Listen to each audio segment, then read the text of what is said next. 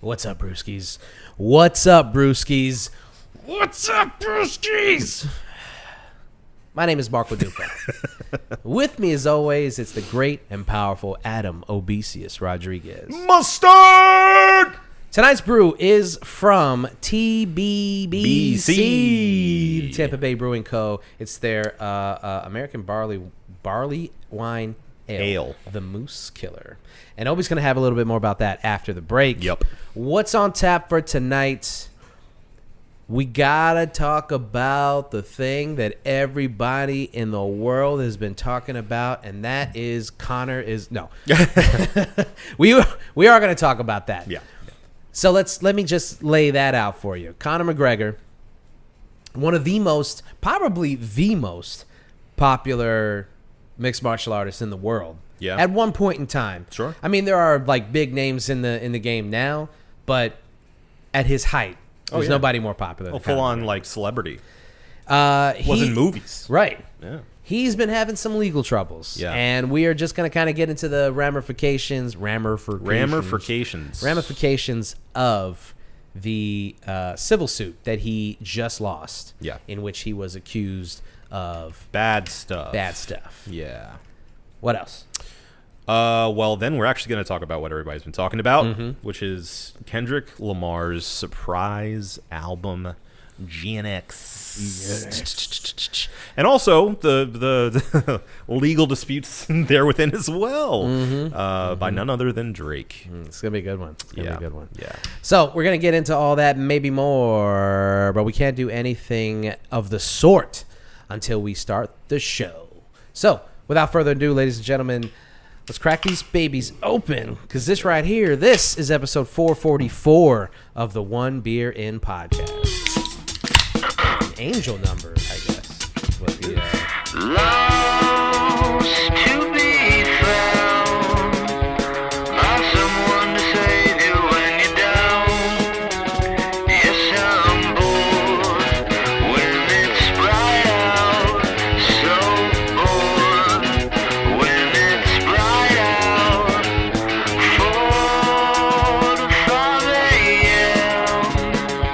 takes me to a place where I fit in. yeah, Barleywine. Barleywine, yeah. All right. This is the One Beer In podcast. The podcast where two brews crack open a brew, and we see where that one brew takes us. Yeah. I'm Marco. That's Adam. Yep. Let's rock and roll. Okay. So, please, at Obesius. Sure. Obesius. Tell the people what we're drinking tonight. Whatever you're comfortable with. We have the Tampa Bay Brewing Co. Moose Killer. Unfortunately, there's no cold read, but I was able to look up on tbbc.beer to find a description of this beer. It goes as follows. One of the original TBBC beers, first brewed in 1995.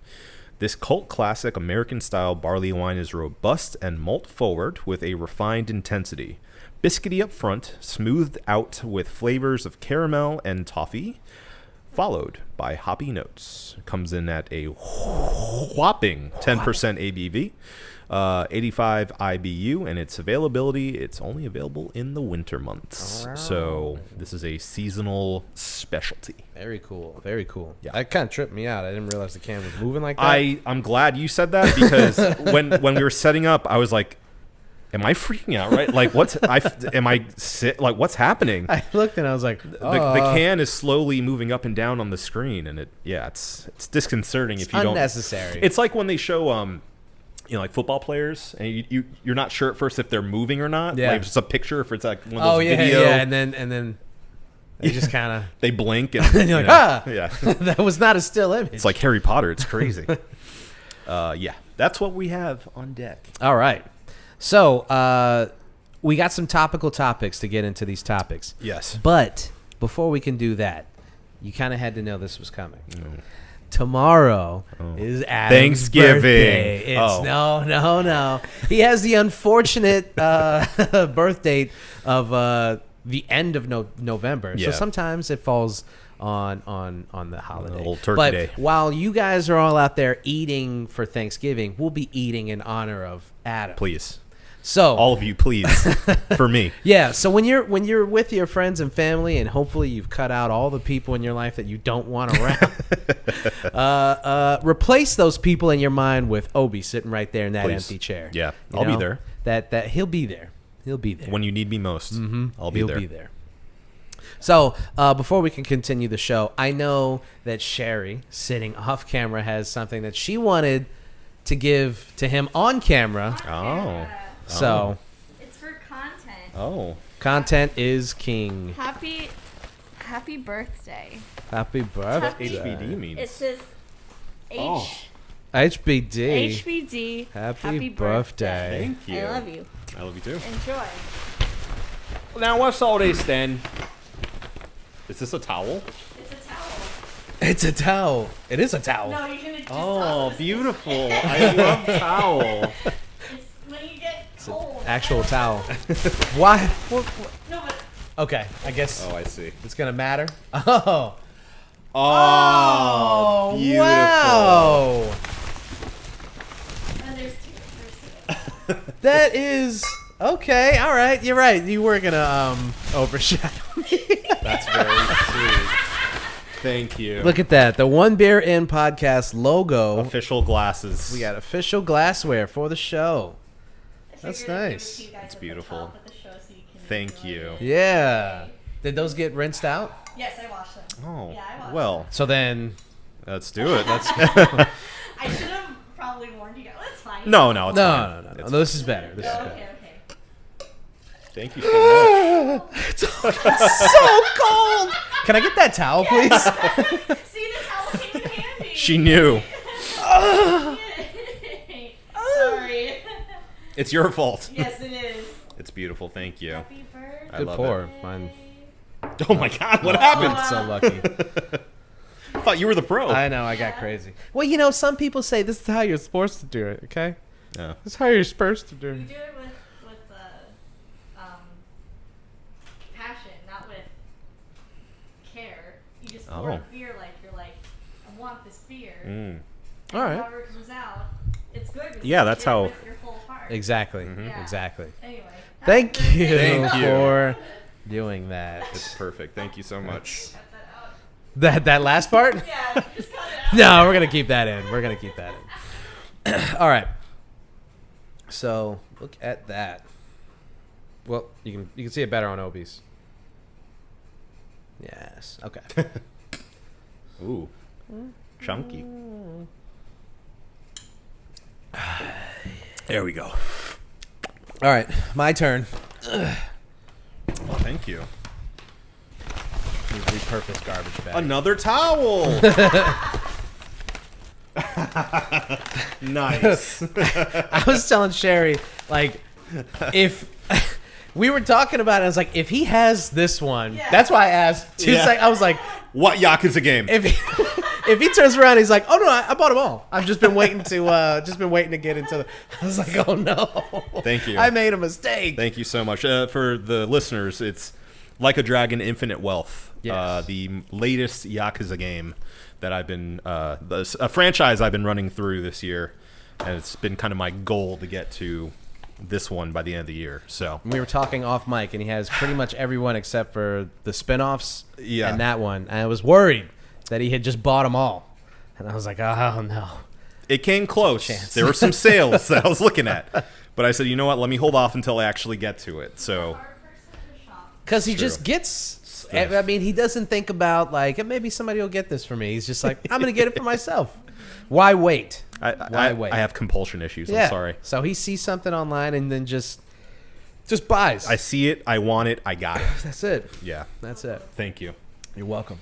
Give you a Christian side hug. Side hug. Beautiful. Thank you both. Absolutely. Yes. Thank you. All right. Let's get all this sappy shit out of the way. Let's talk about some real fucked up stuff. Now that that's out of the way. Conor McGregor. Yeah. Conor McGregor. Conor McGregor. Conor McGregor.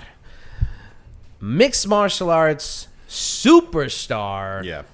The first champion to hold 2 belts in 2 weight classes at the same time.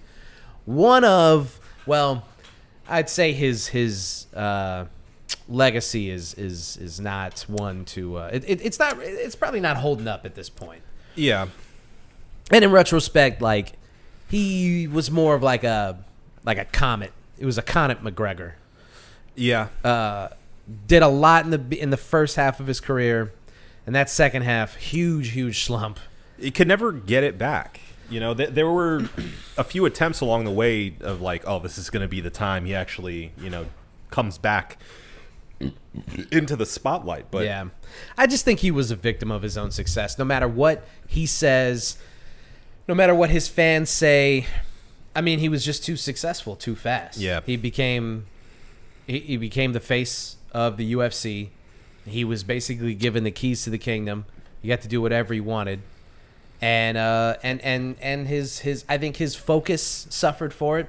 Yeah. And some would say that he was never really that good in the first place, and that he caught a lot of guys in the beginnings of their careers. I don't know if he fought Max Holloway again, for instance. If that fight, I don't think personally goes the same way. I don't think he loses to Conor, and he beat Dustin Poirier in the beginning of his career, and, right. and then their last two fights, Dustin beat him handily in the second, and before Conor broke his foot, I think Dustin was looking like he was going to win the third fight. So, we are not here to litigate his legacy so much as it is kinda. Yeah, with fighting, but to, I guess, more talk about what this new civil case means for his legacy.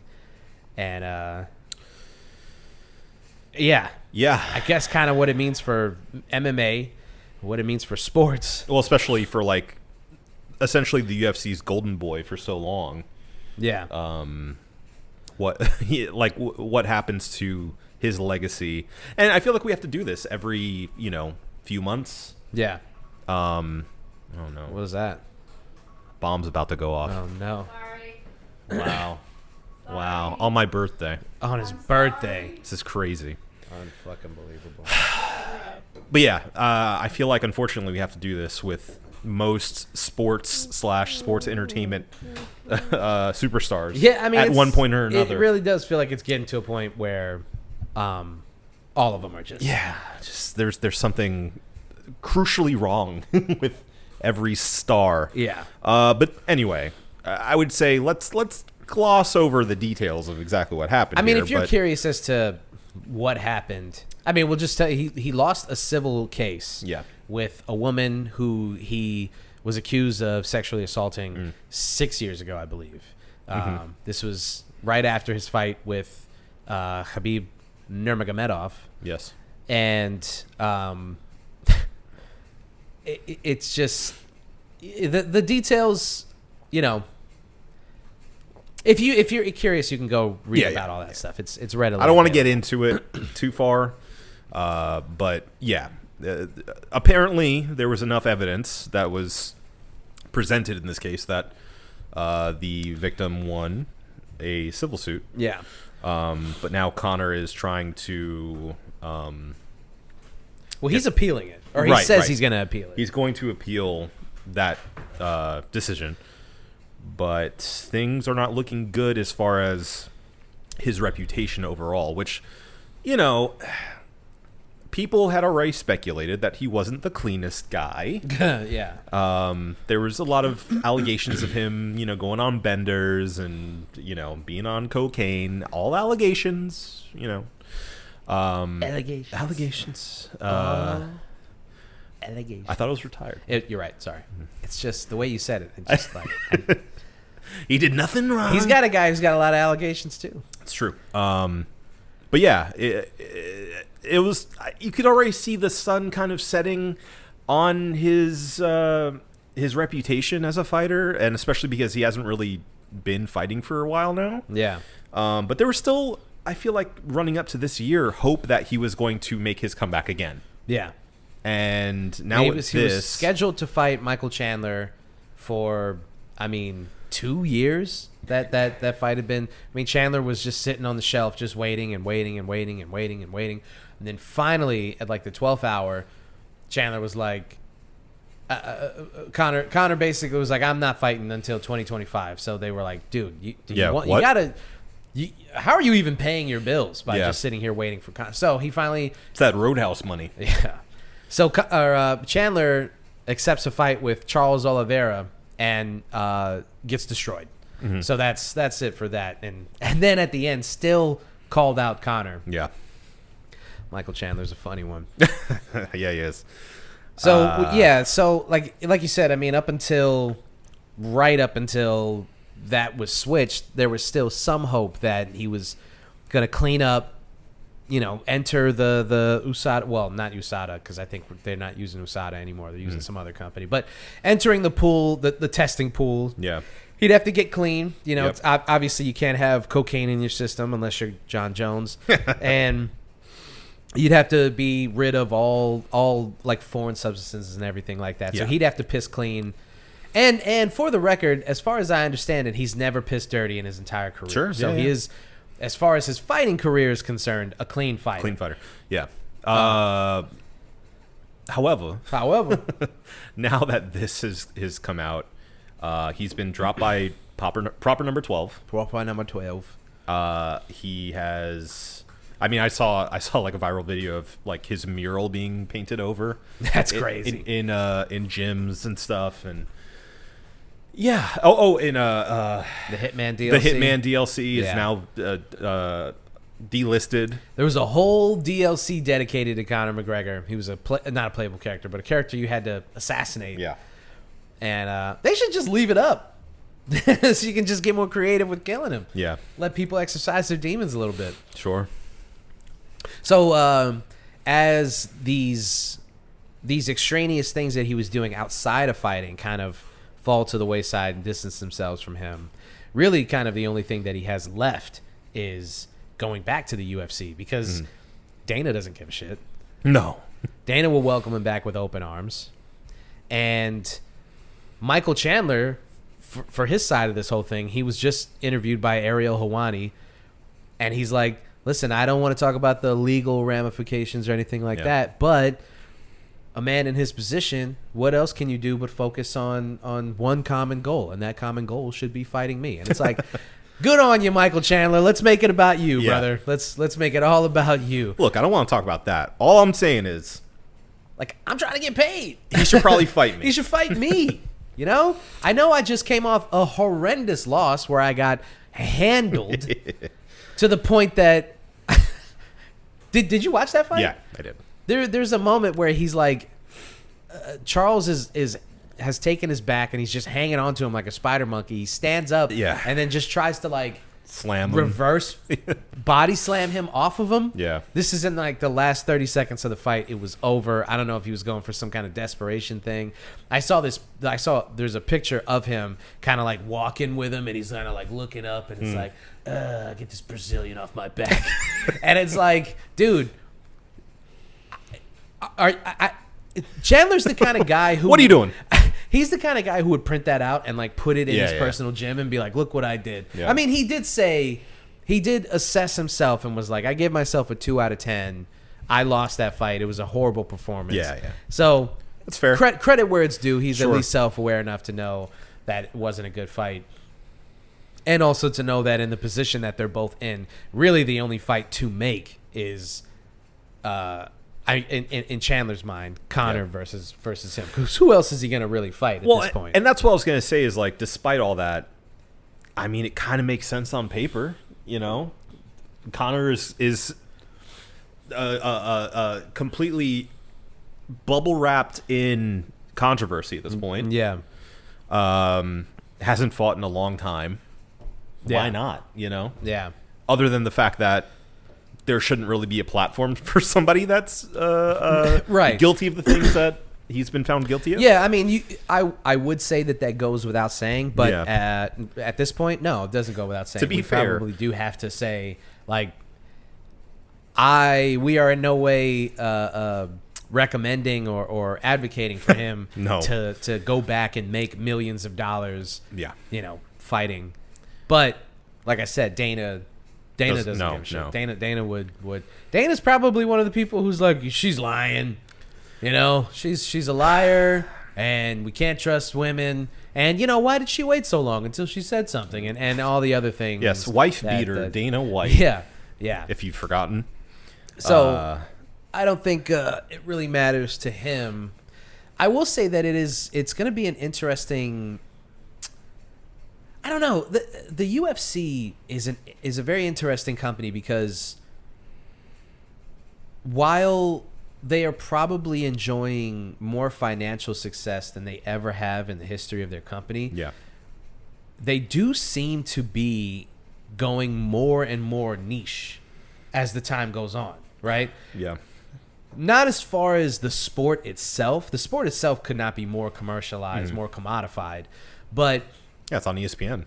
Yeah, but with who they choose to like prop up as stars, for instance, and the way that Dana kind of runs the company, and the all of the Trump stuff, it's become inherently political. Yeah, over the past 4-5 years. Yeah, and it is just really interesting because he kind of, I think TKO and the people above Dana.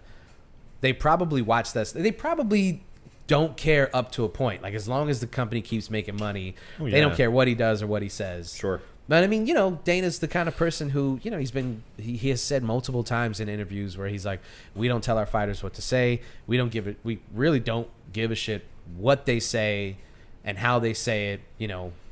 I am not going to fire a guy because, he said something mean or nasty. So as far as like image is concerned, he doesn't really give a shit about stuff like that. I do remember that, and I don't mean to cut you off, but it just reminded me during the last UFC event where Trump was there, and a lot of his future cabinet was there as well. Yeah, and his Junior was there, et cetera, et cetera. Junior, Elon.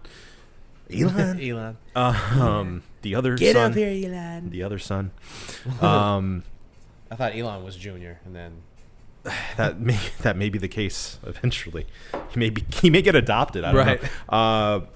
But I was thinking, what if a fighter were to, they have an event where Trump is ringside again, and a fighter just goes up and flicks him off in his face? Like, would that be okay? I don't know if it would. Well, yeah. I mean, the thing is, I don't think Dana said anything about this, but a couple years ago, Bill Burr's wife was there. Yeah. And she flipped him off. Uh-huh. And everybody went fucking crazy. Yeah. So yeah, I mean, it's not even worth... We could spend the rest of the podcast talking about the hypocrisy of UFC fans when it comes to politics. I mean, if Biden was there, they would boo him out of the building. It's a mostly... Well, no, I mean, let's rewind that a little bit. He would never be invited there, first of all. Oh, yeah, right. The red carpet that gets rolled out for Trump. And, I mean, okay, for the record, I mean, Dana and Trump are friends. Yeah. So there is part of that he rolls out the red carpet because he's his friend. But also, I mean, let's be for real. Nobody gets treated the way Trump gets treated when he shows up to these events. They have a camera on him at all times. And again, it makes, like, I understand where it's coming from. You got to walk out. Yeah, I understand where it's coming from, even beyond the friendship between Dana White and Trump.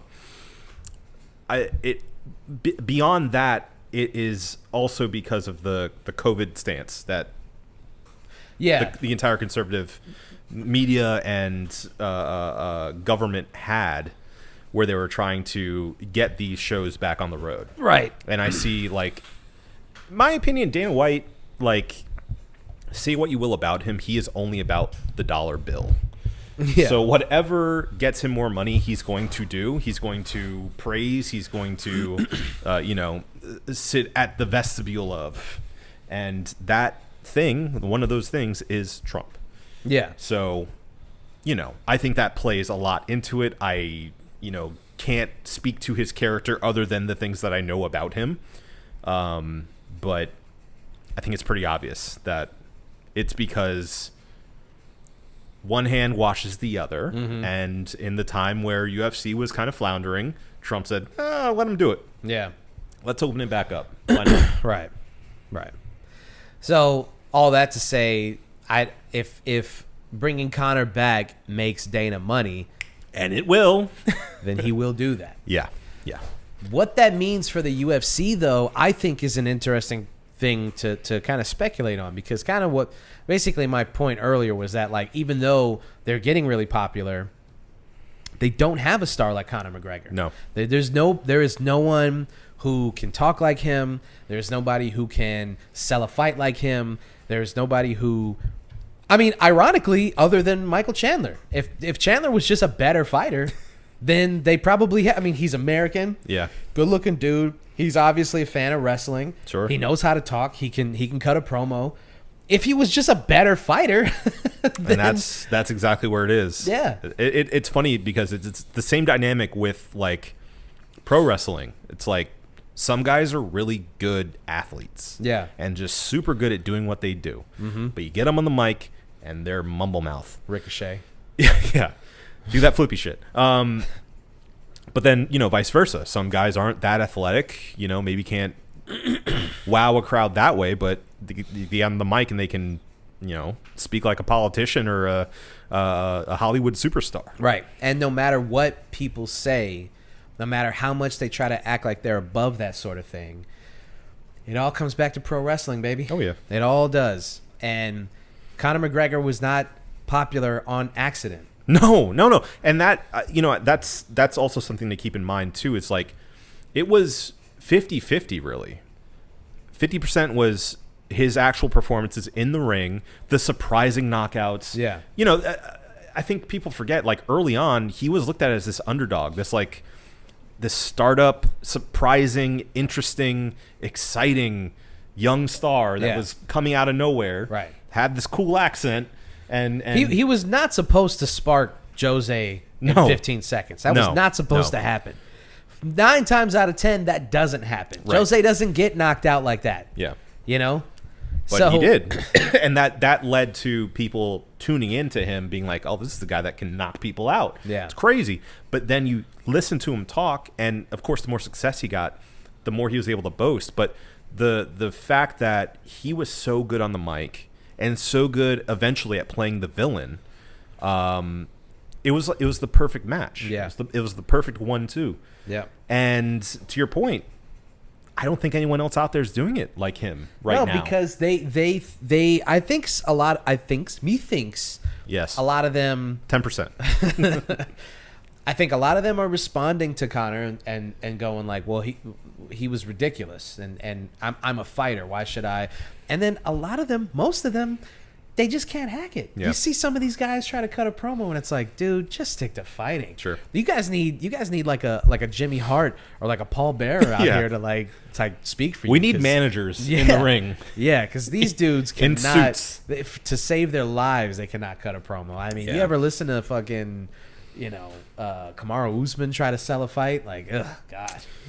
Yeah. Love him. Love the guy. Right, yeah. But Jesus, not great on the mic. no, Which isn't his job, but no. But it is. it does. But yeah, it is. it helps sell him as a fighter. Because the thing is, hate all you want, and I hate him. Colby Covington. I was about to bring his name up. I didn't want to. His fights are boring. Yeah. And he got fights that he probably didn't deserve solely because he was able to he leaned into this, and he's not even that good of a promo. No. But he leaned into this character and people just hate it. It's the same thing with Jake Paul. Jake Oh, Paul's yeah. not a good promo either. Yeah. He stumbles. He's terrible. He's terrible on the mic, but he says enough and he does enough to get you to. And this thing of like, I just wish that I could grab people and shake them and be like, stop giving these people this energy. Yeah. Because they're not even good villains. Yeah.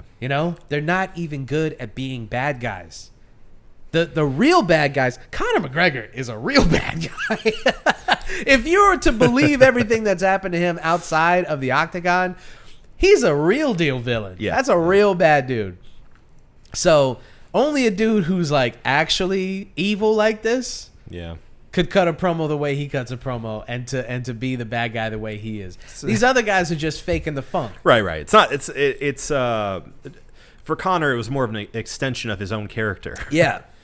For Yeah. other guys, they're just playing a character. Yeah. I mean, he had to admit in these proceedings that he was doing cocaine. So we know all those times that he was like out partying and looking fucking all Bobby Brown jawed and shit. That he was. Okay. So well, I retract my allegedly that I said earlier. No, those are facts. He admitted to that shit. Yeah. So I don't know. It's gonna be. Didn't he punch an old guy in a pub too? Yes, he did. He Yeah. punched an old man in the pub. Yeah. Didn't even knock him out. Like, what are we doing? Yeah. What? You know? Huh? What are we doing? I think. I do believe though that Conor at this point may be too nuclear to deal with, and I think even Dana. I mean, like you said, like unless the stance on him softens a bit to where they could bring him back, or something comes out that he can kind of use as leverage. I think he's too nuclear right now to even deal with. I agree. I just think that with time, and mind you, time isn't infinite, especially with fighting. So, you wait maybe a year. Think the headlines die down. Maybe it's settled eventually. He drops his what's it called again? The where he's fighting against it. What? He was found guilty, and he's now appealing. His appeal. Yes. He drops the appeal, pays out some money.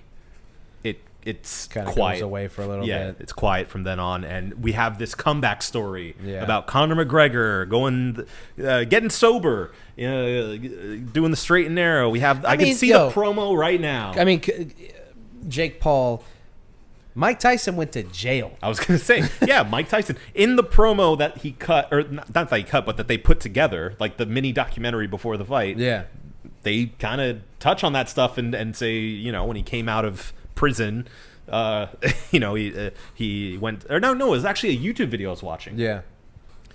I was alive for this too, but he came out of prison and immediately had a fight with some bum. Yeah. And then it was like, okay, all's forgotten.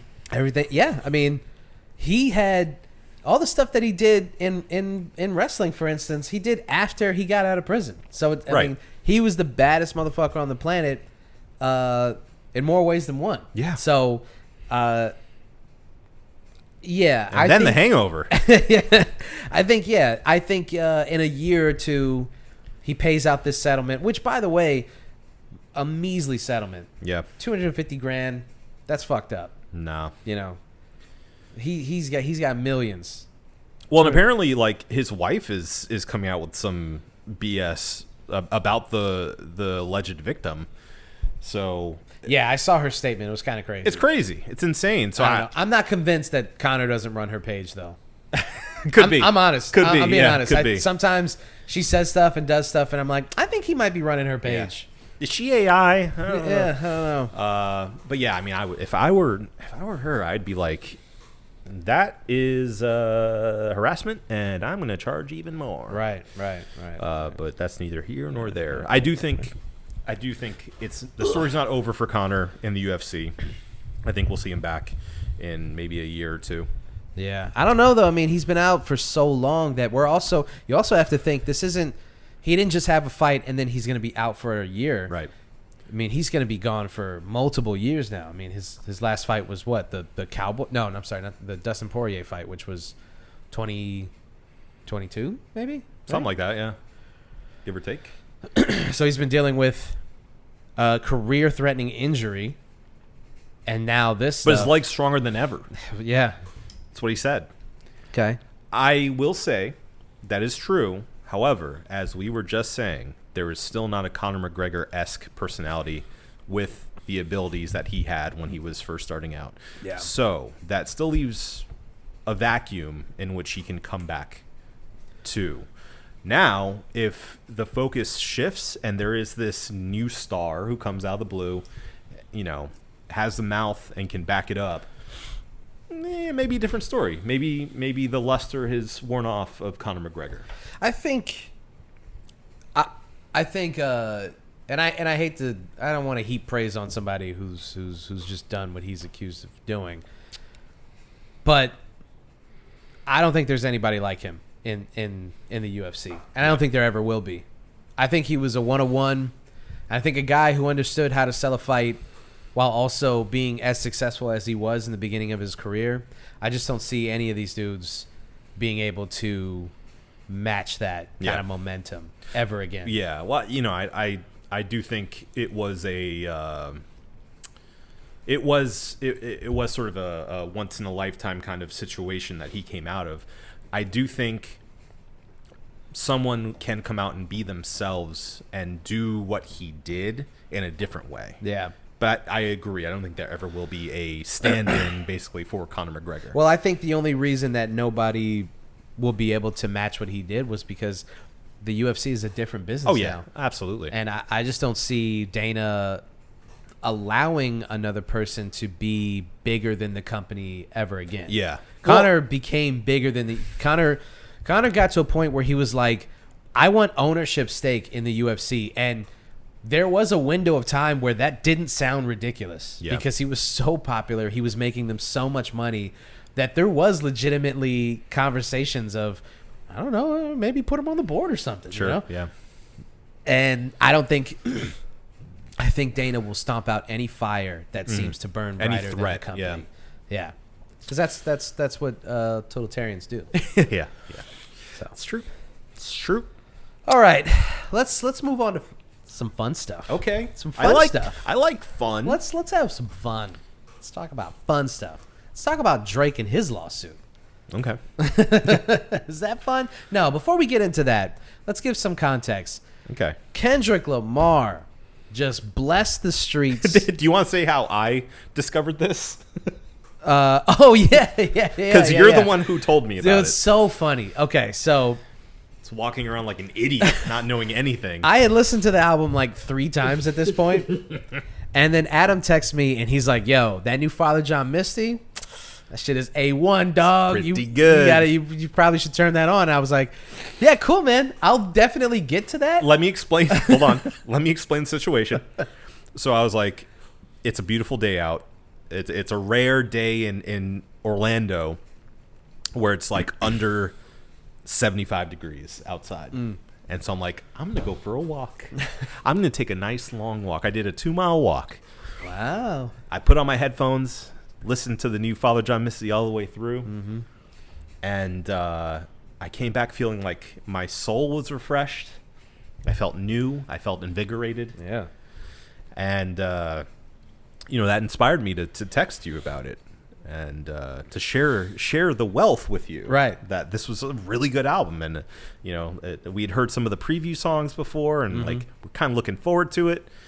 And I just felt so good about the fact that the new Father John Misty is really good. So I text you about it. And then I was like, cool. I'm still trying to like extrapolate this new Kendrick, man. I'm still trying to like get through this. And then he just responded with, what? The new what? And I thought you were fucking with me at first. No. And then yeah, so he had no idea that which kind of speaks to, you know, the like how surprising this release was first and foremost, and what we're gonna later get into, but like the financial success, the sales success of an album that was dropped with basically no promo. Yeah. And a guy who's, you know, tapped in, such as Obi, Sure. not even knowing that it had come out yet. No idea. And you know, in your defense, it had only been out for like an hour. Sure. You know, so it's not like you missed it by like a couple days or something. But then Even again, so. there's no way you could have missed it. I think when you texted me, it was within that window of time where people were still going, "What's happening? Where did?" Because I'll It's tell you happening! what, this is how I found out. I was on YouTube watching like "Fuck That's Delicious" or something. Yeah. And then I refreshed the page on accident.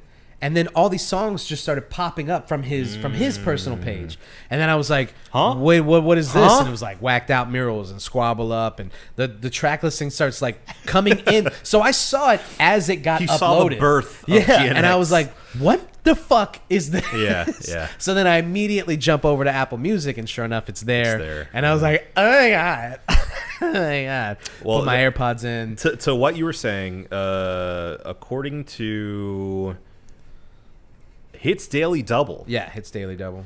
The album is forecast to earn 291,000 album equivalent units in its first week, which safely secures it number 1 above Wicked soundtrack, which Good. is apparently number 2. Good. Yeah.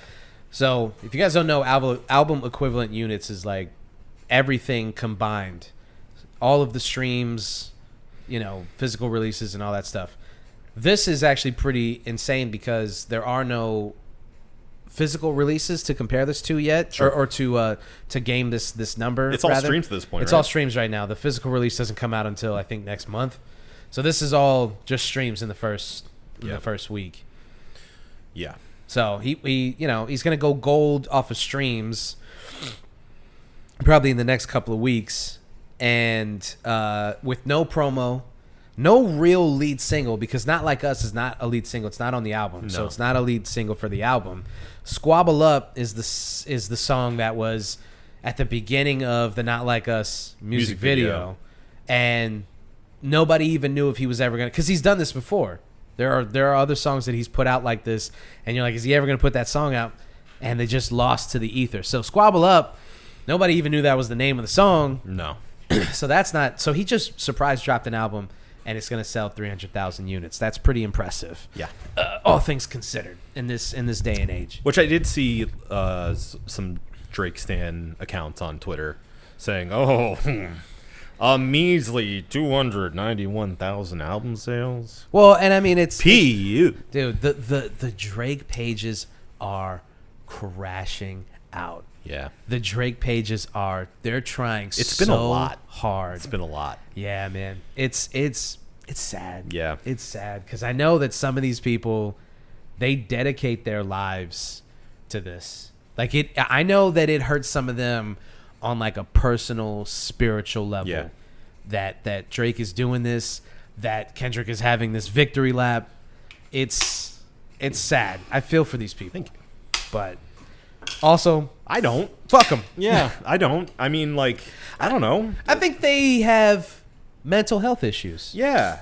I think they need to see somebody about this. I mean, like, be a normal person. Just be that fanatical about a team or something. You know? Right. Not a dude. Like, go Jets or something like that. Yeah. You know? That'll hurt you. That'll hurt you a lot. We haven't even talked about the Jets We don't this have year. to. We don't have I kind to. of feel like I want to. I want to see a I want to see an ESPN documentary about this season's Jets. There's going to be a 30 for 30 about just this season. There should be. There should be. Man. What a Man, oh, saga. man. What a saga. A tragedy, if Dude, you will. And I won't name any names, but there are some Jets fans that I know, not you, Yeah. who at the beginning of the year, This is going to be the year. oh, man, and just why? I mean, they were talking all kinds of shit. Hey, the preseason looked pretty good. What are you going to say? Yeah. Yeah, well, Yeah. you know. I mean, for all intents and purposes, the Jets on paper do look good. They should be good. But you have to understand That curse. Aaron Rodgers sucks. the curse of it all. Not only him, anyone who suits up, eventually, no matter what their legacy has been until that point, will sink under that Gotham green, baby. I'm sorry to say it. Prove me wrong next season, Jets, It please. ain't gonna be Rodgers. No, he's... look, I have two football teams, okay? I got the Jets, and I have the UCF Knights. Both terrible seasons. Yeah. Both headlined by hitching their wagon to old quarterbacks. Yeah. I don't understand why they choose to do this. I don't get the logic. Like, you have to invest in building someone if you want someone to like be your guy long term. It rarely works out in the way that everyone tries to plan it, where it's like, we'll have this guy come in, he'll be like, kind of a coach, he'll be a mentor to the young guys, and he'll hand it. That's how you do it. Okay. He'll hand it off, and it'll be great. Next season, we'll get the next guy up, and it'll be great. Mm-hmm. Have yet to see that work out, friends. Have yet to see that work out. That's neither here nor there. We were talking about Kendrick Lamar and Drake. I'm sorry this tragedy has befallen you. Look, you get me started, and I can't stop. It's like the well overfloweth. Yeah. I mean, we should just have a whole episode where we talk Football sports. talk? Yeah. Football talk? Yeah. Well, yeah, there's one more game in UCF season. Gonna be there to see it with Sherry. Yeah. Oh, you guys are going? That's cool. It was a birthday gift before we knew the season would be terrible. But it'll be nice. It'll be nice to salute the seniors who were actually good. Okay. Okay, I'm done. You good? I'm done. Okay. GNX, surprise release from Kendrick Lamar, set the internet on fire. Bye.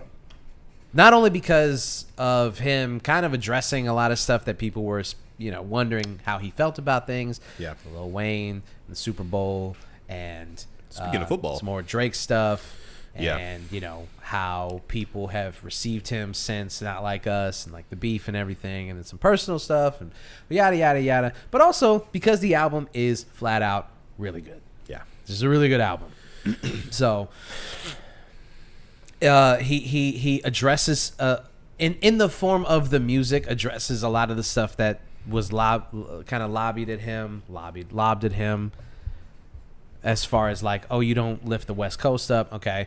Well, he does a whole album with a bunch of young West Coast guys. Yep. And Some posse tracks. some posse cuts and just the sound of the album. People were kind of a little taken aback by the theatrics of Mr. Morale and thought maybe he had kind of gone off the deep end a little Sure. bit. So this is him kind of taking a step backwards in the form of, not in the form of quality, but in the form of like presentation. Yeah. It's stripped back and purposefully so. It feels like a throwback. It feels very simplified. It feels kind of stripped down to its bare parts and refreshing because we had Mr. Morale just before this. And Jack Antonoff produced Yeah, the crazy. majority of the album. Crazy. Which is insane to think Yeah. about. Yeah. That nerdy white dude sitting there like, yeah, I like that. Yeah. A little glitchy fucking, yeah. It's pretty crazy, man. Everything that had to kind of go into this album being made. I mean, there's speculation that some of the stuff that he's talking about on the album, it happened so recently that he must have been working on this album up until the very last minute. I wouldn't be surprised. Yeah. I mean, that explains the lack of physical releases too. Yeah. It's like, no, we don't have time to print out all these records. Well, and to the point of how Obi discovered the album, even the label wasn't aware that it was Which coming is out. just hilarious. Yeah. So there's a well, I guess PG Lang knew it was coming out, but Top Dog didn't know it was coming out. Yeah. Excuse me. So doing this is kind of, I mean, it's an incredible way to release an album in 2024. Although I do think that Kendrick is way more tapped in than people kind of give him credit for, because he's kind of a hermit. He's a recluse. Yeah. Yeah. So people don't think that he's tapped in, but I mean, it's pretty clear that he is. Yeah. By the references on the album and the way that he moves and it's pretty clear that he's got a burner account. Absolutely. He's keeping up with Yeah. this stuff, so he knows what's going Just on. not public with it. Yeah. Which is very respectful. Respectful. I mean, what do you think of the Respectable. project? I loved it.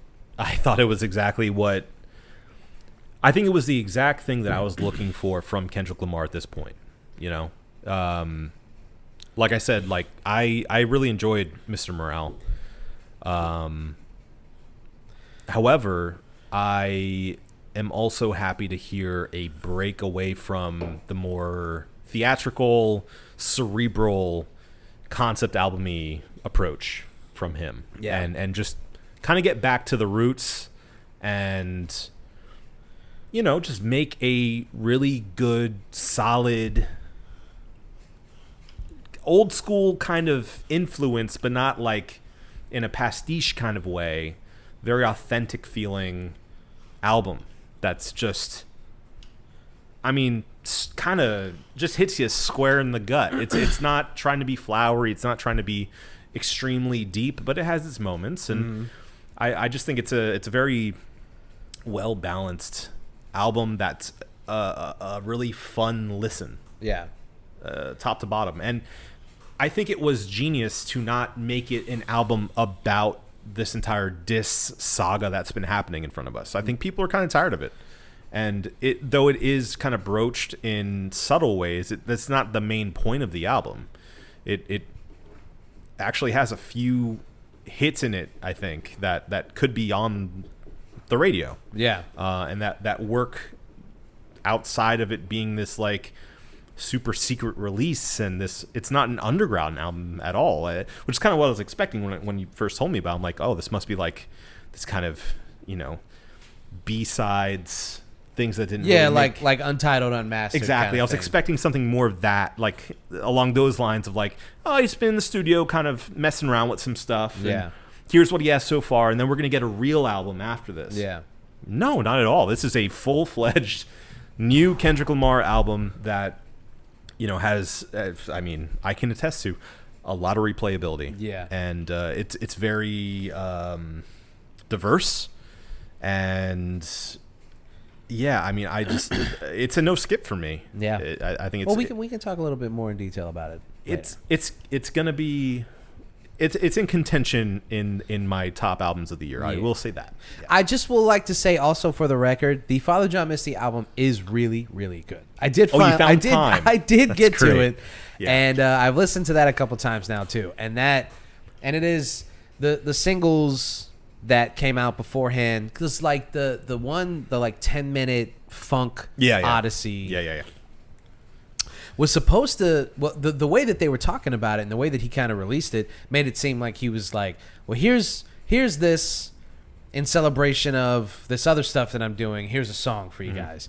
And no, it's kind of the centerpiece of this album, and it's and it works really well in the context. And that and Screamland, Cleaning up. yeah, Is what it's called. yeah, and just great. It's fantastic. I mean, it's kind of, I'll be honest with you, it's kind of what I thought Bon Iver was gonna do. Yeah. I was really surprised with Bon Iver's kind of going backwards with Sable Yeah. and doing more of a For Emma kind of thing, a more Yeah. traditional folk album. It's very stripped back. I thought that given, I and 22 a Million, like where the trajectory of his career was going to be closer to this Father John Misty album. Yeah. So I don't know. I mean, in some respects, I just really like the album because I'm like, it scratches that itch. Yeah. That I was hoping that Bon Iver would. Yeah. So there's that. I think it's great. So I also think that there's a lot of latecomers to the top albums of the year list. Both of those I can just spoil right now are going to be on my list. Same. I just don't know how they don't crack. Yeah. I don't know if we're gonna. I mean, we have to stick to like a top 10, but there's been some good choices this year. We can always do, honorable mentions. honorable mentions. Yes. So, all right. All that to say. There, we're done with the singing of the praises. You can't do that one Yeah, anymore. that one's Definitely can't one's do that really one out the anymore. window. I didn't even mean to go in that direction, but the way that I said that. What can we do? There's a lot of other impressions that are still allowed, right? Yeah. The singing of the praises. The singing of the praises. That was more. The singing of the praises. The singing of the praises. Yeah, that was more. What's the Arnold Schwarzenegger stand-in on The Simpsons? What's his name? Oh yeah. What's his Buff McTavish or something? What is it? Is that his name? No. That's even better. Buff McTavish? McTavish? Buck It's not Floyd McClure. Get out of here. It's not Floyd McClure. It's not Troy McClure. Buff McTavish. Let me tell you something. I am changing my Twitter handle to Buff McTavish right now. Okay. I'm going to look up Simpsons. He played the nuclear man, right? Yeah. No, that's a different guy. Okay. That's a different character. Buff McTavish. I mean, that may have been a Obi original. Okay, Arnold Schwarzenegger. Rainer Wolfcastle. That's even better. Rainier Wolfcastle. Rainier Wolfcastle. Wolfcastle. Yes. And then they actually had Arnold Schwarzenegger in the show. And he's just drawn exactly like Rainer. Yes. He was in the Simpsons movie, apparently. Oh, yeah. Forgot about that. Yeah, because he's the president. I was elected to lead. That's right. Not to read. Number 3 just picks an option. So funny. I was elected to lead. Not to read. And true. Okay. All right. Anyway, I don't. Who knows? Okay. Who knows? Okay. So, album comes out. Everybody's having a good time. Everybody's kind of dancing on Drake's grave at this point. Yeah. And you know what? Not everybody. Okay, right, sure. You're right. Not everybody. A very vocal contingent of Twitter and the internet. Yeah, and you know what? Put a pin in that because I want to Okay. go back to that. I want to go back to that point. But while all of this is going on, Drake is sitting there like, I want to speak to the manager. Excuse me. And he files a lawsuit in which he accuses UMG, which is the parent company of actually both of them, Universal Music Group. Yeah. Which, by the way, if you guys don't know, I mean, Universal Music Group basically owns music. Everything. Yeah. They own everything. So It's truly universal. he is suing Universal Music Group, UMG, Yeah. because And Spotify. Because he is alleging that they were, I'll just basically say they were in cahoots with Kendrick and PG Lang, Kendrick's label, to release the song, to boost the song, and to also give Kendrick basically a better financial deal on the streams. They cut it, he alleges, by like 30%. 30%, yeah. Which, I mean, I don't really want to spend the time getting into the details of how this streaming stuff works. Maybe I'll give you some links to some videos that I watched to kind of understand this, and then we can put it on the YouTube Put in the description. account. Because it is really, really interesting. People ask me all the time, like, as an indie artist, are you aware of how the streams work and how much money do you make off of each stream and all this stuff? And like, I think that if you are going to try to continue to make music going forward, that you need to be acutely aware of how these things work and like how distribution like I still talk to people who, it was only up until like a couple years ago that I was teaching other artists like how to put their music on streaming services. Like people would come to me and be like, how did you do that? Are you signed or something? I'm like, brother, just I Google signed it. into a website. That's what I did. Do you think I'm still holding a job and I'm signed somewhere? Like, I am flattered that you believe that I was good enough to get signed somewhere. Sweet. Yeah, it's a compliment. Very nice of you, but just Google it, bro. Yeah, And there was multiple people who had to be like, you have to find a distribution site, and you upload your music to that, and that's how all the labels do it, and blah, blah, blah. It's a whole apparatus that you need to be aware of if you want to make music. It is purposefully obtuse so that people, I should say specifically artists, don't know, first of all, what they're signing when they get a contract. Yeah. And secondly, exactly what they get per stream, because it's not a lot. And they don't want you to know that, of course, ahead of time. Well, just like if you go see an artist, for instance, on tour, and you go to their merch table and you're like, $50 for a t-shirt, let me just tell you something. You're paying that guy's water bill. Yeah. Because it ain't from the streams. Sure. Yeah. If you buy a physical album, I can tell you firsthand, buying the album will net the artist so much more money than you sitting around and be like, yeah, listen to it. Like, you mind buying it? You mind just going on iTunes and buying it? I have stopped short of taking all my stuff off of streaming and putting it on like Bandcamp. Sure. And just asking people like, yo, just throw me like $1. Yeah. But you know, pay what you think it's worth, which is zero. That's what people do. They're like, pay what you think it's worth. I'm like, I just want to listen to the album once. I don't really want to have to support you in any financial way. I did pay $5 for In Rainbows. I can't lie. Did you? Yeah. I gave them money. I did give them money. I don't remember how much, but I do remember thinking like, well, I'm not going to be the dickhead who just Pays doesn't $5 get- for it. No, it was probably something like $5 or $10. Like Yeah. I because I thought it was such a cool idea It for them to was. do. It was a really cool idea, and I will say, subsequently, I've gone to their concert. I've bought the multiple records from Radiohead. Yeah. So So it all worked out. It in the worked end. out. It all worked out. I think they personally should thank you on the next album. I would hope so. Yeah, on the Smile Tom. album, or Yeah, he's had his own controversies. Like, whatever. It's So anyway, he is suing them for basically this concerted effort to kind of take him down, to take Drake down. He's suing his Right. own company. And then everybody kind of had a field day with that. Like, oh, wow. Because a lot of people misconstrued the lawsuit with him suing Kendrick for, they basically said, like, you lost the battle and then you went after Kendrick. And everybody kind of clowned him for that and all this stuff. And before we could even breathe on the first lawsuit, a second lawsuit comes out.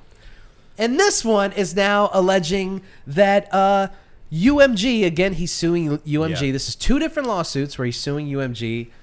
The second lawsuit entails that he alleges that UMG should have stepped in and stopped Kendrick from releasing a song that accused Drake of being a pedophile. Mm-hmm. Do we have to blank that out? We're an hour in now. PDF file. Ugh. I can't. Yeah, I know. refuse to say unalive in PDF file. So I'd rather just say edit it. Well, yeah. And I'm not gonna say these weird TikTok words. We'll take the hit. It's fine. Pedophile. You don't have to say it again. But okay. Accusing him of being a diddler. Yeah. a ditty. A ditty diddler. A ditty diddler. Yeah. And he is accusing them of, sorry, let me rephrase that. He is accusing them of allowing him to release a song that accused him of being a diddler. Defamation. Defamation. It's a defamation suit. Essentially. Which is funny because, as you were saying, It's funny for a lot of reasons. well, yeah, but the day before, a lot of the discourse that was making fun of Drake was saying, like, how are you going after them for this but not for defamation? Yeah.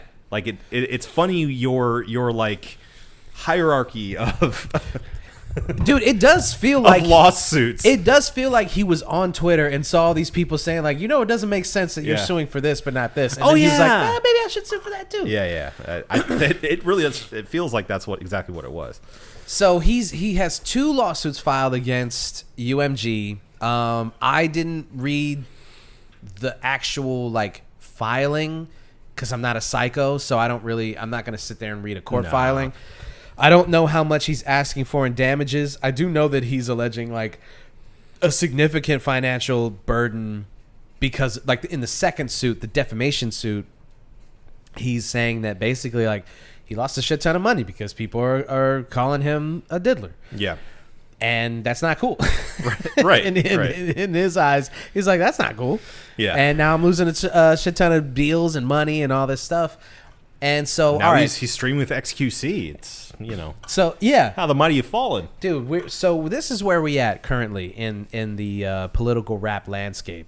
Drake has cut his braids off. What is it, the braids? He cut his braids off. Yeah. He's streaming with XQC and calling rap weird. Yeah. It's weird. The only ops that he has is fucking Steve Lacy Lacy. and The Weeknd, Yeah. and he is suing his opponent for defamation in a rap battle. Wagwan Delilah. And Kendrick is on the other side enjoying some of them, probably one of the best years a rapper's had Ever. You thought And it this was is over. You dude, thought it was over. And this is a guy who has enjoyed massive success, Yeah. and this may be a bigger year than winning the Pulitzer Prize. Now, I just want to say for the record, because we've talked about this a lot, yeah. this is not contrary to how this may come off. This isn't a Kendrick Stan podcast. No. we try to remain as neutral and as objective as possible. Yana, I will say I enjoy some Drake songs. I like some of the Drake music. What Some the fuck albums, does he know? some albums are pretty good. Yeah, I would say so. I'm not one of these people who is like, fuck Drake.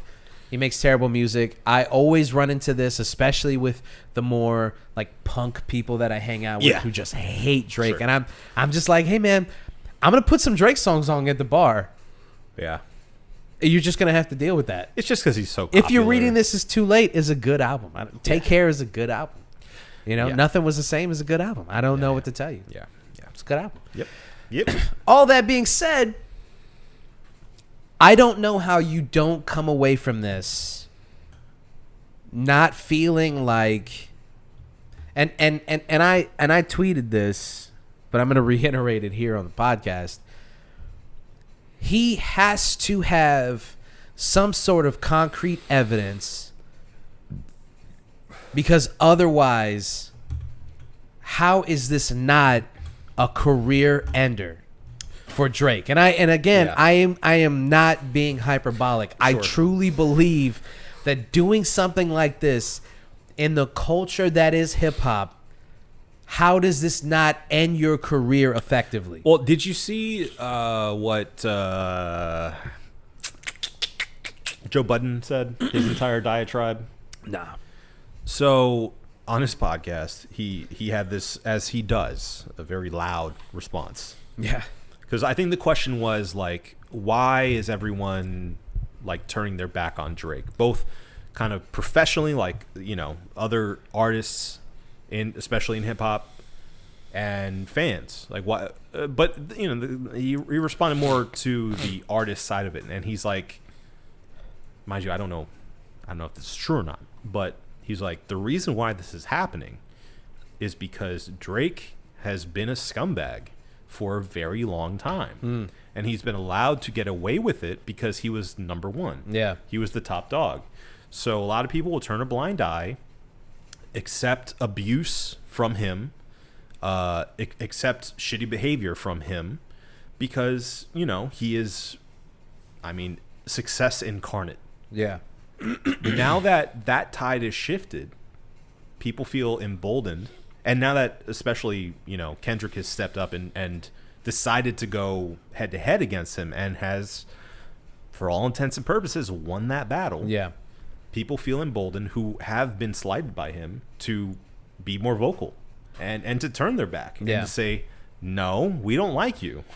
And we haven't liked you for a long time. Right. Whereas a lot of people, especially, on the fandom side of things, who are, Drake stans and just big time Drake fans, see it as like, oh, these people are turncoats. Like, they're all these so-called friends are now turning against him because he's not as popular anymore. That's kind of fucked up. Yeah.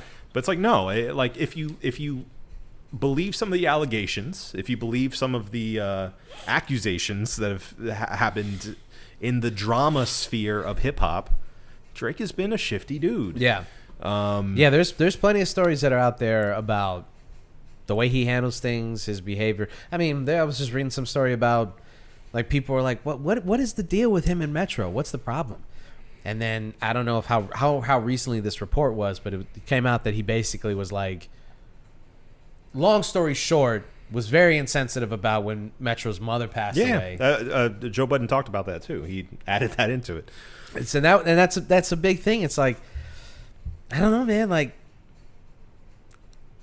I guess when you're somebody like Drake, and again, this is all kind of speculation. Absolutely. So we don't know. We weren't there in these rooms, but from these reports, a guy who moves. Okay, let me just say this: we may not know Drake, but guys like that who move in that way. Yeah. And then when finally somebody is like, "Yo, you're being a fucking asshole," and then they look around the room like, "What?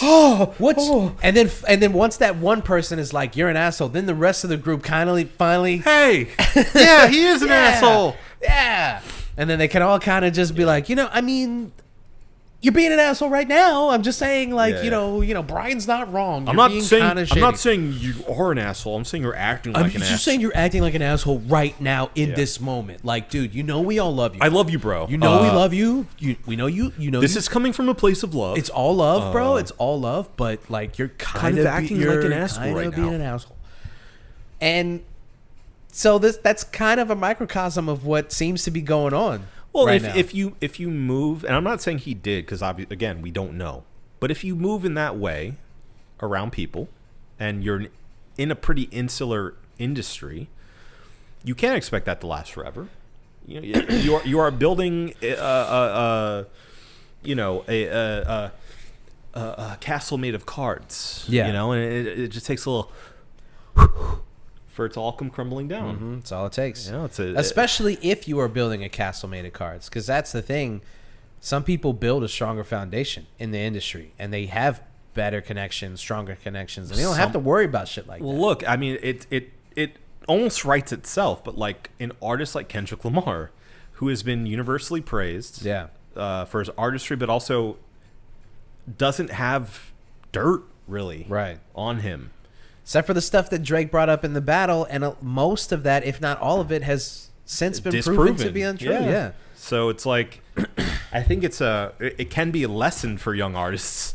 Like, even if you do blow up, don't forget where you're from, respect everyone, and move in the right ways, or else all this can be gone tomorrow. And the biggest lesson is, if you come at the king, you best not miss. Absolutely. And I think that Drake thought that he was the king and didn't realize that there was a real king. Yeah. And it's King Kendrick. Yeah. King Kunta. Black man taking no losses. Mm. So this is going to be really interesting to see how this kind of shakes out. Now, I'll say this. Excuse me. To kind of play devil's advocate here.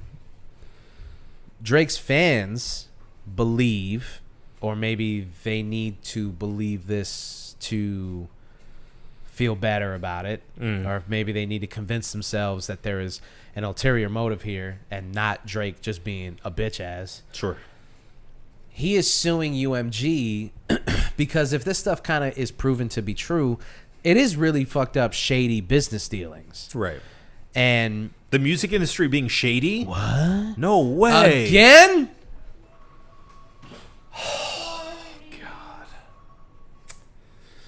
Yeah. An alarm that goes off at 8 p.m.? What are you, a vampire? Oh, it's bedtime. What are you doing? Celine needs some antibiotics. Anyway. I don't even remember what... he's not suing Kendrick. He's suing UMG. Right. So that's a lot of people are saying, like, he's doing this for us. And... thank you so much, Drake.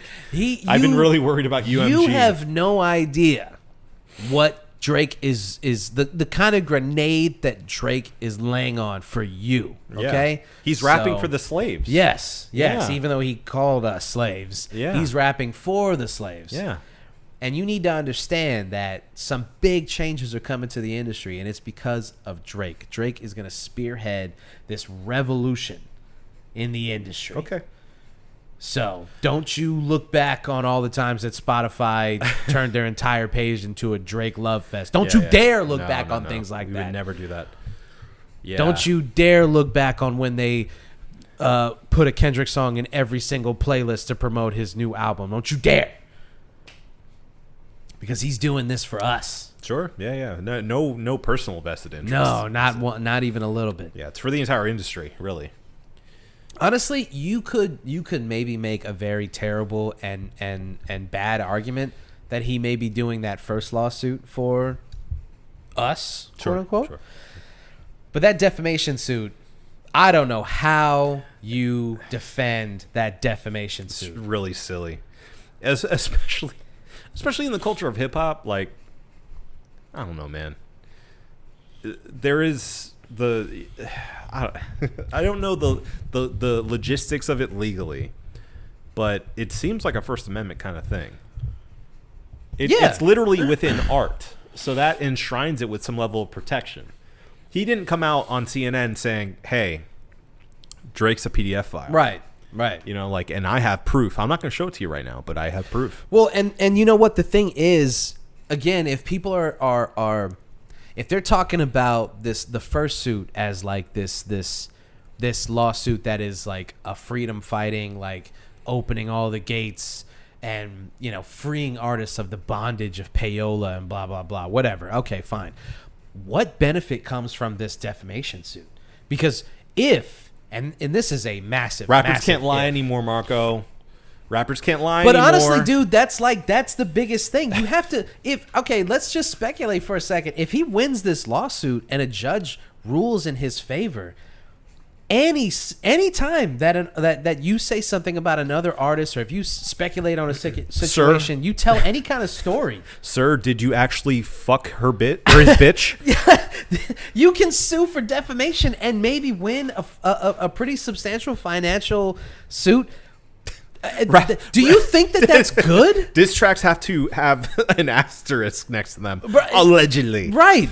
The whole song, it's just every time. This is parody, by the it way. It has to be like the name of the song and then in parentheses parody. Or in parentheses allegedly. Allegedly. Like, bro, there is nothing good that could come of this globally. I mean, obviously for Drake, it's great, but there's nothing globally good that could come from this lawsuit. It's not. I don't think it even is great. And this is a conversation we had online. When you were talking about, like, you know, why is Drake doing this essentially? And I believe that regardless of whether or not his allegations are true, this is probably the worst time for him to start doing this, because regardless of how it actually plays out in the legal system, it's a bad look. The optics of this are terrible. And I know optics are just one part of the equation. If you're actually, you know, trying to make change, you may have to, you know, push away the optics. Eat some shit a little bit. Exactly. But it's so clear that this has a lot to do with his own pride and not about actually making demonstrable change in the music industry. He just seems like a guy who understood his own image so well for so long that I'm just shocked by these lawsuits, because I'm not even saying that, like, you know, Drake is some tough guy or some street dude, like, yo, he would never do no shit. Doesn't like have this. to be. I don't even like him in that way. I'm just saying that from a career standpoint, he seemed to be self-aware enough to I'll give you an example. The Pusha T beef. Yeah. When he lost, he was aware enough that he said, that story of Adidon shit was too greasy. I don't really have a response for that. So I'm gonna kind of flip the narrative here. What I'm gonna do is I'm gonna go on LeBron's show and be like, you know, I had some shit in the tank, but I'm above that. And I would never go that low. So although rap purists do believe that Pusha won that battle, and he did, because he did, you have to look at, like, the way that both of them came out of that battle. Drake obviously looked bad, but he really didn't look that bad. Hear me out. Okay. He had to acknowledge a child. So, yes. And then finally become a father, and he publicly did so. Absolutely. Not taking any of that away. I'm just saying, as far as his reputation is concerned, it took a huge hit. It did. But it could have been worse. Yeah. And also, it really kind of only took a hit from, like, backpack rappers and fucking, like, guys like us. Yeah. Honestly. Sure. Yeah. He put out, like, the people who care. He put out massively successful music after that. Like, it did not really hurt him that much. Let me be clear. Didn't affect me listening to all that stuff that came out afterwards. Same. Like, I did not stop listening to Drake's music after that. Not my problem. Right. Right. If you make a good song, I'll listen to it. That's exactly how I feel. Like, listen, I don't give a fuck, man. Yeah. Like, I you know, whatever, dude. It's between you and your baby mama. Freestyle is a good diss. Like, he wasn't, Like, it just, I'll say that the lasting effect of that battle just showed the chinks in his armor. Yeah. Right? There was just enough light coming through to say, you know what? He's not impervious. Right. He can lose. And not only that, but like there is clearly a pattern here of an Achilles heel that he has. Yeah. And you see it exploited again. But the thing is, from that point, I thought that he was smart enough to know when to call it quits and just kind of put his head down. Yeah. Come back with like, you know, an Ed Sheeran song and, Right. and call it a day. Not play like this again. Yeah. That's crazy. Well, and you know what? I think now that you brought it up, I think the fact that he came away from that battle feeling like he didn't necessarily lose may have been his ultimate downfall.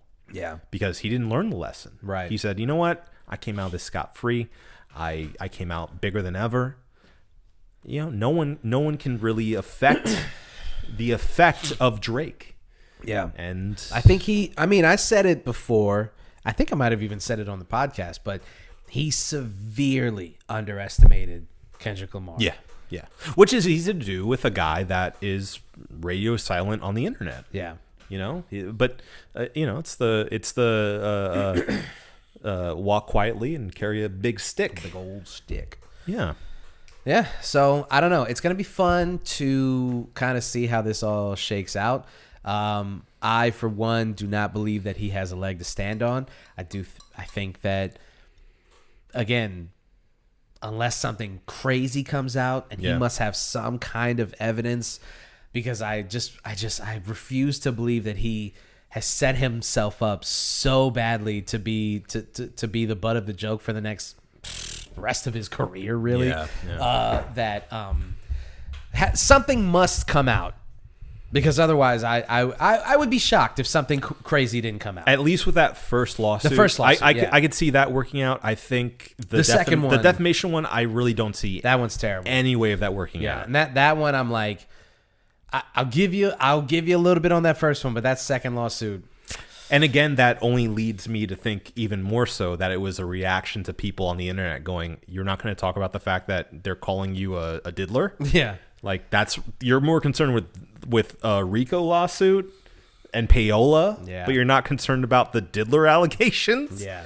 But you know, whatever. We'll see. We will see. We will see. Yeah. All right. Which I think is a good time to fold in our cheers of the week. Absolutely. So talking about a big stick, I think we can talk about the cheers of the week, which yours is going to be GNX. It's GNX. GNX. Also, a car that a lot of people are learning about now. I just want to be a hipster about this one. One of my favorite cars of all time. Yeah. Beautiful car. Love it. It doesn't look like it should be that fast, but it is. Yeah. I was obviously I'm one of those dum-dums, and I'm reading about it. And, and what did it beat? I think it beat a Lamborghini. It beat the Countach, I think. The and a Lamborghini Countach. straightaway. Like it's a massively It's a powerful monster. car. It's a monster car that looks like a sedan. Yeah, it looks great. Yeah, it's a sleeper. It's a real and it only came in black. Yeah, and that's sexy. Beautiful. I think honestly, all cars should come in black.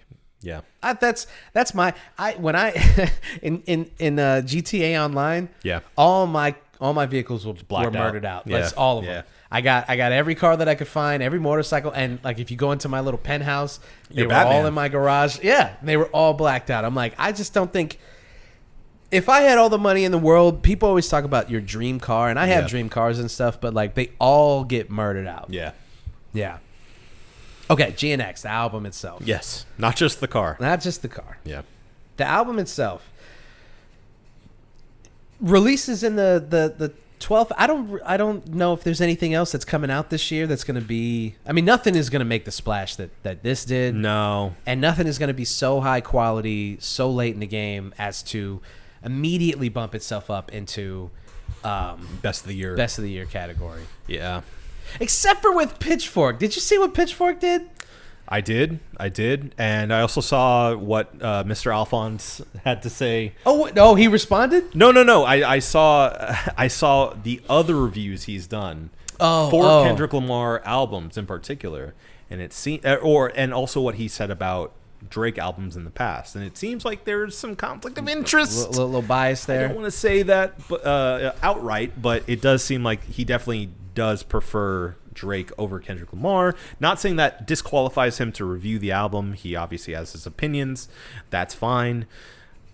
But yes, I completely disagree with his review and saying, you know, some of it was unlistenable, apparently. What? Unlistenable, dude. What? Unlistenable. What? Even if you think it's not his best album, to call anything on that album unlistenable, Crazy. is I don't know. I think it disqualifies you from writing reviews. Yeah, You know, an album that this is not an album that is getting like middling reviews. No. The Pitchfork review is the outlier. Every single other reviewer. But herein lies the controversy.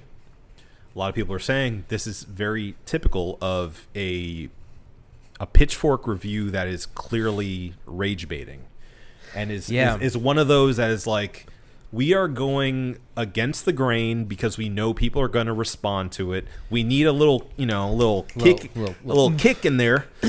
So let's get Alphonse to review this one. He'll fall on this one for us. And there you go. I hate myself for propping up Pitchfork the way that I did when I was like a teenager. I mean, everybody did. But they were tastemakers. They were legitimately tastemakers. Yeah. And they were kind of the hardest, usually, back then, one of the hardest publications to win over. So you know when something got a perfect review or a perfect score, it was like, yeah, I what? mean, back in the day, but now you see the stuff that they review and you're like, yeah, not even. You guys are trying so hard, but not trying at all at the same time. yeah. Fuck Pitchfork. And that's not just for Kendrick Lamar. That's for In general. many others. Yeah. Yeah, so it got a 6.6 by Alphonse Pierre. And again, one of the only publications to give it this low of a rating. Everyone else has been like a B plus or above or equivalent, you know. So 4, Yeah. 4.5, 5 stars, whatever. Our boy Anthony Fantano gave it a 9 out of 10. Yeah. So I don't know. Doesn't matter. Here's the thing: you don't need a reviewer to validate your views on an album. If you like it, you like it. If Alphonse is your favorite reviewer, that's cool, because I think it's cool to have favorite reviewers.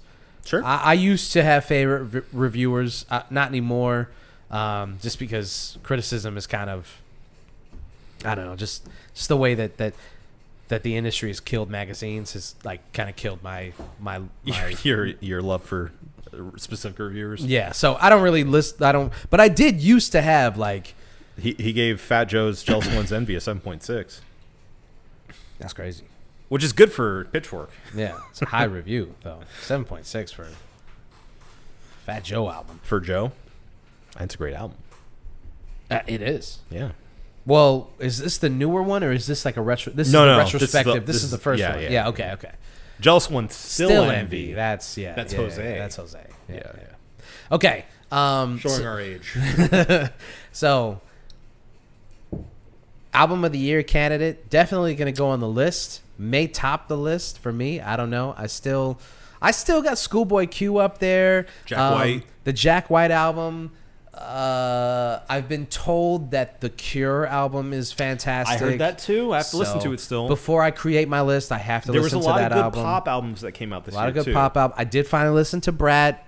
Okay. So there is yeah. that. So I do have opinions on Yes, Brat. yes, I won't yes, say yes, if it falls on the list or where. Okay. Sabrina but- Carpenter. So I did not listen to Sabrina Carpenter. Give that a listen. It's a good album. It's a good album. Okay, but it got nominated for Album of the Year, and it just Don't let other praise dissuade you from listening. Okay. All right, Give okay. it a chance. Okay, I'll listen to I'll it. listen to it. You may be surprised. Okay. All right. All right. Yeah. All right. Yeah.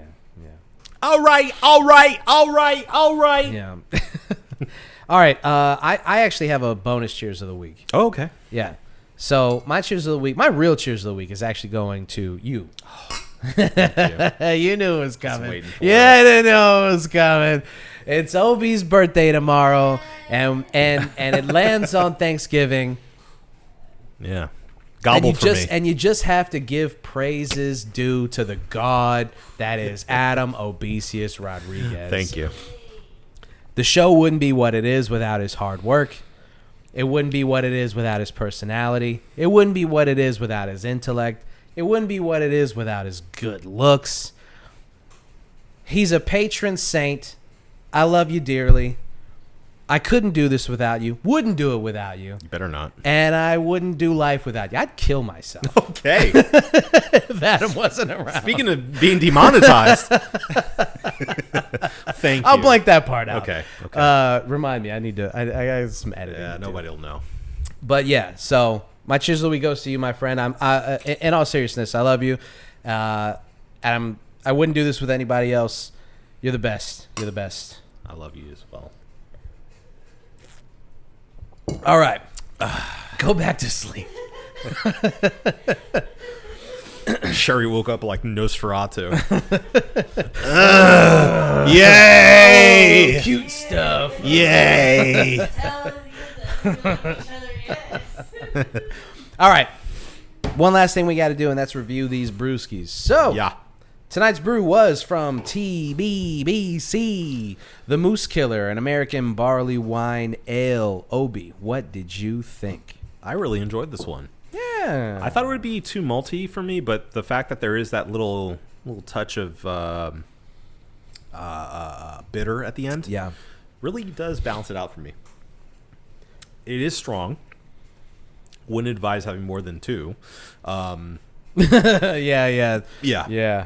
A little hefty. It's killing this moose right here.